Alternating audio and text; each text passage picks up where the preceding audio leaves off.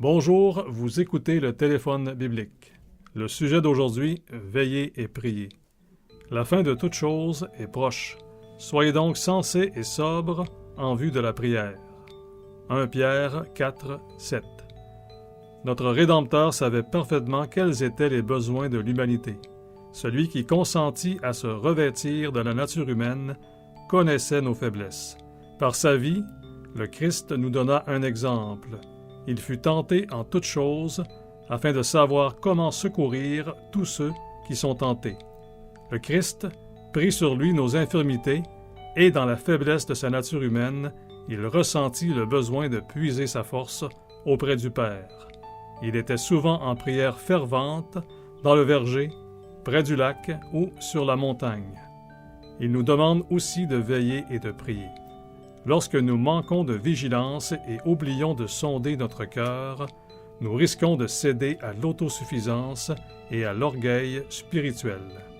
Les personnes dont l'esprit est tourné vers Dieu ont de véritables moyens de lutter. Elles perçoivent rapidement quels sont les dangers qui menacent leur vie spirituelle, et ce sens du danger les incite à faire appel à Dieu et à sa protection.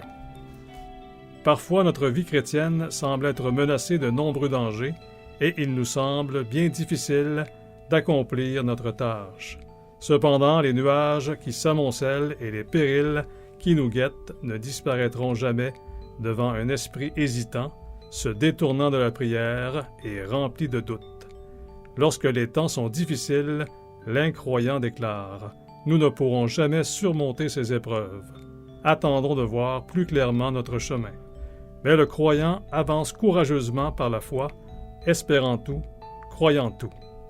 Ceux qui craignent Dieu prient chaque jour afin qu'il puisse préserver leur cœur des désirs mauvais et fortifier leur âme, leur permettant ainsi de résister à la tentation.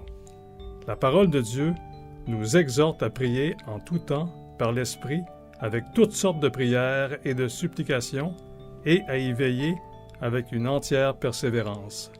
Elle nous recommande également « Soyez donc sensés et sobres en vue de la prière. » Bonjour et à demain.